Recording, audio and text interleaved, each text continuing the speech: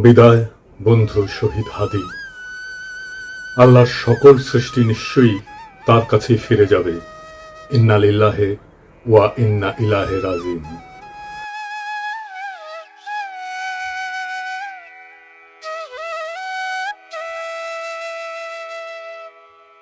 ফ্যাসিবাদ বিরোধী সংগ্রামে আমাদের সহযোদ্ধা বীর শরীফ ওসমান হাদি আমাদের এই পৃথিবীর মায়া ছেড়ে চলে গেছে।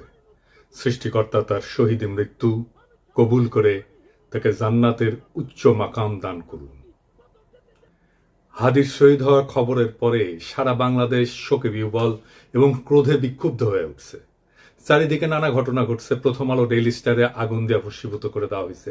ছায়ানটে আক্রমণ করা হয়েছে। 32 নম্বর যেটুকু অবশিষ্ট ছিল সেইটুকুও মোটামুটি জয় বাংলা করে দেওয়া হয়েছে। বাঙ্গু সুশীল প্রগতিশীলরা একসাথে ঝাঁপে পড়েছে আমার উপরে, আমি নাকি এসব করাইতেছি। একবার এরা কয় পিনাকির ডাকে কেউ আসে না, আবার এরাই কয় আমি মব করিচ্ছি। কি বিচিত্র এই বাঙ্গু সুশীলেরা। অথচ আপনারা জানেন গতকাল পরিস্থিতি শান্ত করার জন্য আমি কি না করেছি। এমনকি ডেইলি স্টারের সাংবাদিকদের যারা উদ্ধার করছে তাদের সাথে সার্বক্ষণিকভাবে যুক্ত থেকে কাজটা সুচারুরূপে যেন সম্পন্ন হয় সেটা আমি দেখছি। প্রিয় দেশবাসী, ডেইলি স্টার অফিসে ভেতরে অনেক সাংবাদিক আটকা পড়েছে। আপনারা মেহেরবানি করে সেনাবাহিনীকে আটকে পড়া সাংবাদিকদেরকে উদ্ধার করতে দিন। আপনাদের অনুরোধ করছি, মেহেরবানি করে দয়া করে আটকে পড়া সাংবাদিকদেরকে সেনাবাহিনীকে উদ্ধার করতে দিন। হাদির পবিত্র স্মৃতিকে কলঙ্কিত আমরা না করি। সবাইকে আমি শান্ত থাকার আহ্বান জানাচ্ছি। সেনাবাহিনীর যে দল এখানে তাদের উদ্ধার করতে গেছিল তারাই বার্তা পাঠায় জানাইছে তারা উদ্ধার করতে পারতেছে না, আমি যেন সাহায্য করি। যাই হোক, তবে যদি কেউ বলে যে প্রথম আলো ডেইলি স্টারের আর ছায়ানটের বিরুদ্ধে অবিরাম ফাইট দিয়ে গেছি, আমি তাদের জয় বাংলা করার ইচ্ছা পোষণ করেছি, এটা সত্য। এর জন্য যদি আমরা দায় দিতে চায় দিতে পারে, ফেয়ার এনাফ, আমিও দায় নিতে রাজি আছি। তবে সাথে উদিসি আর সিবিবি জয় বাংলা করতে চাইছি, এবার হয় নাই, হবে ইনশাল্লাহ। আমি প্রত্যেকটা ইনস্টিটিউটকে অসংখ্যবার তারা কি কি আকাম করতেছে সেটা দেখাই দিছি। বলছি সংশোধিত হইতে হয় নাই। আমি প্রথম আলোর সামনে জিয়াফত করেছি, দাবি ছিল প্রথম আলোর ডেইলি স্টারের সম্পাদকীয় নীতি পরিবর্তন করতে হবে, করে নাই। তাদের শয়তানি চালায় গেছে। কয়েকদিন আগে ডিসেন্ট দেখাইলো কিভাবে জামাত, বিএনপি, হেফাজত আর আওয়ামী লীগের কর্মসূচিতে সহিংসতার ভাষা প্রথম আলোতে আলাদা আলাদা, পুরা ভাষা আলাদা। এক একটা সংগঠনের জন্য এক এক রকম ভাষা। আওয়ামী লীগের জন্য সবচেয়ে সফট, কোনো পরিবর্তন নাই। জিয়াবতে আমাদের পিটায় তাড়ানো হইলেও সে কি উল্লাস ডেইলি স্টার আর প্রথম আলো সাংবাদিকদের। তো এটা বলে মানুষদের মনে থাকে, মনে না থাকলেও আমরা মনে করাই দেব। এখন প্রশ্ন, ছায়ানটে কেন হামলা? ছায়ানট কি গান শিখায়? না, গান না। তারাই বলে মুক্তিযুদ্ধের চেতনা বিনির্মাণ ছায়ানটের লক্ষ্য। এটা তো আওয়ামী বয়ান তৈরি সফট পাওয়ার। এটা তো জনগণ চিনে। হাসিনা পলায় গেছে, এরা তো আগের সেই কাজ করে যাচ্ছে। 2024-এ 5ই আগস্টের পর ফ্যাসিবাদের বিরুদ্ধে কোনো কাজ করেছে এরা? করা লাগলো নি, করে নাই। 2025-এ পয়লা বৈশাখে তারা বলে বাঙালি জাগবেই, সবাই মিলে সুন্দর দিন কাটানোর সময় ফিরবেই, মানে এখন নাই, সার্থক হবেই মানুষ, দেশ, এই পৃথিবীকে ভালোবেসে চলবার মন্ত্র, মানে সময়টা চলে গেছে, আবার আপাসট করে ফিরে আসবে। এখন সবাই মিলে সুন্দর করে দিন কাটাইতেছি না, এই কান্নাকাটি ওদের থাকবে। এই গান তো করতে আসে নাই, রাজনীতি করতে আসছে। মাইক খাবে না? আমাদের হাদিও একটা কালচারাল ফ্রন্ট করেছিল, ইনকিলাব মঞ্চ, ওরা তো মাইরাই ফেললো আওয়ামী লীগের লোক। তার পাল্টা তো আপনাদেরটা ভাঙচুর হইতেই পারে, মাইনা নেন। আওয়ামী লীগ তো এতদিন একটা ভাব নিছে কি, গিলে করা পাঞ্জাবি পরবে, একটা পাশে চটি ব্যাগ থাকবে, সিথি করে চুল আঁচড়াবে, হ্যাঁ, এরপরে একটু একটু রবীন্দ্রনাথ করবে, শান্তিনিকেতনী ভাষায় বলবে, অশুদ্ধ অশ্লীল একদমই বলা যাবে না। এই করে করে করে করে আসাদুজ্জামান নূর শুধু গণহত্যাই করবে না, তার গাড়ি বহরে যারা হামলা করছে তাদেরকে গুম করছে, খুন করছে। এই যে ছায়ানটি, এই যে উদিচি, এই পুরো গ্রুপটা তাদের প্রোডাক্ট করা। এই যে হুমায়ুন আহমেদের সাহেবের যে নাটক করতো আমির খসরু, কি জানি খসরু, ভুলে গেছি, স্বাধীন খসরু। ভাবেন 54 বছর বয়স এই স্টুপিডটার। মানে আওয়ামী লীগ যে কত বড় স্টুপিড হইতে পারে, ওদের সব গেছে। মানে ওরা এই দুনিয়ার সমস্ত নারী অধিকারের তো টেন্ডার নিয়ে আসছে, নারী অধিকার নিয়ে কথা বলবে, ওরা সংস্কৃতি কর্মী। এই যে একজন মহিলা উপদেষ্টা, তার ছবিটা পিছনে রাইখা যেই ভাষায় যা বলতেছে, এইটা তো ছাপরি বললেও হয় না, এটা দুনিয়া কোথাও নাই, এটা কোনো ক্লাসই নাই। মূলত আওয়ামী লীগ এই ক্লাসেই বিলং করে। তো আওয়ামী লীগ যে এই ক্লাসে বিলং করে এইটা যাতে ধরা না পড়ে, এই জন্য তারা এইরকম গিলে করা পাঞ্জাবি, অনেক বুদ্ধিজীবী তাত্ত্বিক, এই যে তাদেরকে দিয়ে দিয়ে দিয়ে দিয়ে প্রচুর ভেগ কথাবার্তা বলাইতো। আপনি অর্ধেক বুঝবেন অর্ধেক বুঝবেন না, আলো আধারি ভাষা, চর্যাপদের মতো, মানে বিরাট একটা তাত্ত্বিক ব্যাপার। এই বলে বলে তারা বাঙালি জাতীয়তাবাদের নামে বাংলাদেশকে টুঙ্গিপাড়ার কলোনি বানাইছিল। আমাদেরকে এখন যেটা করতে হবে, সেই কলকাতা এবং টুঙ্গিপাড়ার কলোনিয়ালিজম ভেঙে ঢাকার বাংলাদেশ গড়ে তুলতে হবে। আর বাংলা মানে আর এখন আর কলকাতা না, বাংলা মানেই বাংলাদেশ। এই স্বাধীন পরিচয়ের জন্য আমাদের দীর্ঘ প্রস্তুতি নিতে হবে, মনস্তাত্ত্বিক লড়াই, সাংস্কৃতিক লড়াইয়ের জন্য। আমি আশা করছি যে আপনারা সবাই যে যার পরিসরে, জুলাই শুধু বাঁচিয়ে রাখলে হবে না, জুলাইকে মাথা উঁচু করে বাঁচিয়ে রাখতে হবে, তাহলেই বাংলাদেশের স্বাধীনতা, সার্বভৌমত্ব বাঁচবে, বাংলাদেশ বাঁচবে। তাহাদিরা আসলে মারছে কে? হাদির হত্যাকাণ্ডের পিছনে ডিজিএফআই আছে, এটা আমার শক্ত অনুমান। প্রত্যেকটা জায়গায় ডিজিএফআই এর সিগনেচার বর্তমান। কেন কইছি? কারণ ওয়াকারের পথ বালক আর ডিজিএফআই হাদির ঘটনা নিয়ে একদম প্রথম থেকে উদ্দেশ্যমূলকভাবে মিথ্যাচার করতেছে। কিভাবে? একদম দেখাই দিই চোখে আঙুল দিয়া। ঘটনা ঘটে শুক্রবার 12 ডিসেম্বর দুপুরের দিকে।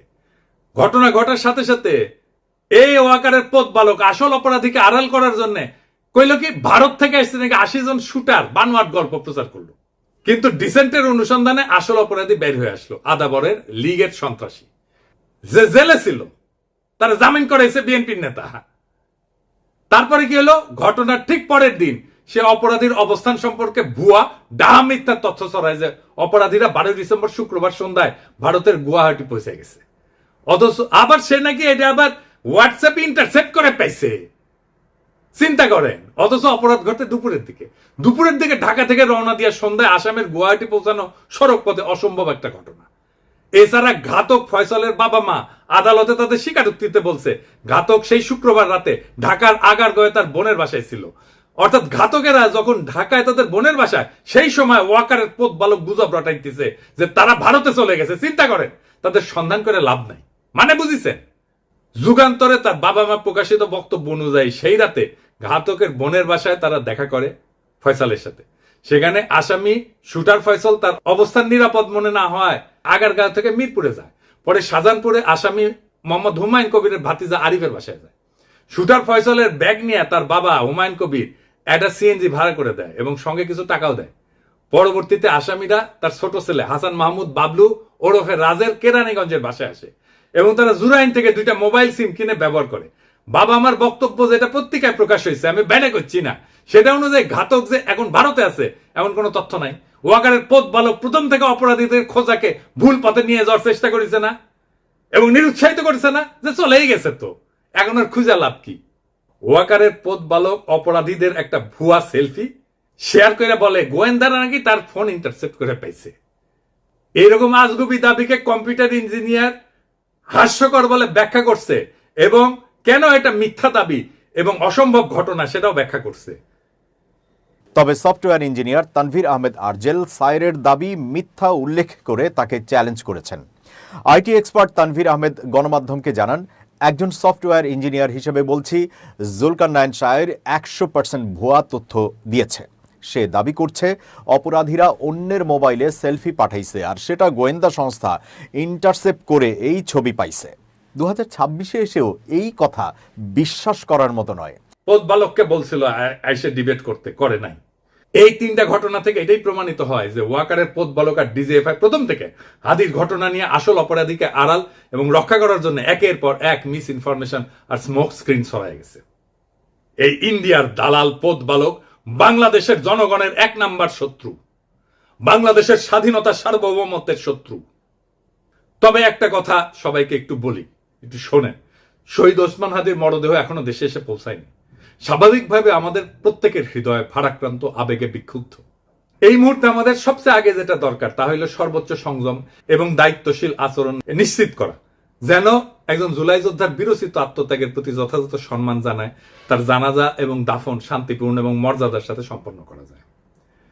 এমন সংবেদনশীল সময় পরিস্থিতিকে আরো নাজুক করে তুললে এটা হবে একেবারে বেপরোয়া এবং আত্মঘাতী।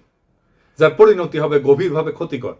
এর তাৎক্ষণিক ফলাফল অনুমান করা কঠিন না, কিন্তু তা হবে ধ্বংসাত্মক।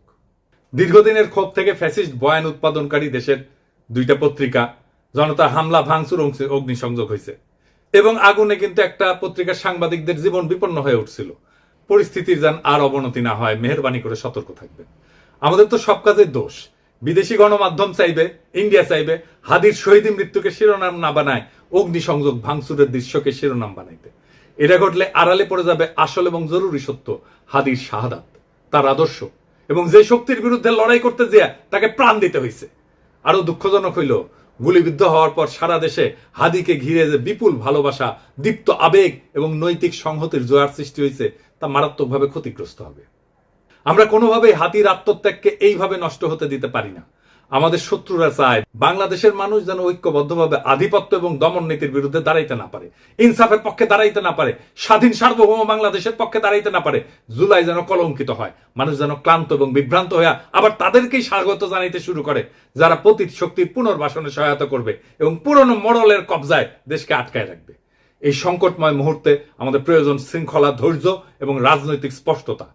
খুব সহজে উস্কানি দিয়া সংঘাত সৃষ্টি করা যায়। আফগান পাকিস্তান সীমান্তেই দেখেন না, অনেক ক্ষেত্রে না বুঝে তরুণরা সে আগুনে ঝাঁপায় পড়ে, প্রাণ হারায়।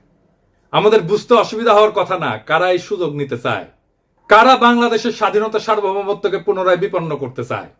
অতএব উত্তেজিত এবং ক্ষুব্ধ জনতাকে থামাইতে হবে, দৃঢ়ভাবে, শান্তভাবে, ধৈর্যের সাথে এবং অবিলম্বে। হাদির লড়াইকে রক্ষা করার জন্য, নতুন বাংলাদেশকে রক্ষা করার জন্য, বিপ্লবকে রক্ষা করার জন্য, এবং যে ইনসাফ, মর্যাদা এবং আদর্শে অবিচল থাকার কারণে হাদিকে জীবন দিতে হয়েছে, সে সুমহান লক্ষ্যের স্বার্থে আমাদের এই দায়িত্ব পালন করতেই হবে। আমরা সেটা করব ইনশাল্লাহ। ইনকিলাব জিন্দাবাদ, শহীদ হাদি অমর হোক। আল্লাহ যতদিন বাঁচায় রাখবে, স্বাধীনতা, সার্বভৌমত্ব, ইনসাফ এবং সততার জন্য লড়াই করব। এই লড়াই আমাদের জিহাদ ইনশাআল্লাহ। আর যদি আমি মরে যাই, আমি শহীদ হয়ে যাই, আমার ডান পাশের ভাই বোনেরা এই লড়াই যতদিন বেঁচে থাকবে ততদিন চালায় নেবে ইনশাআল্লাহ।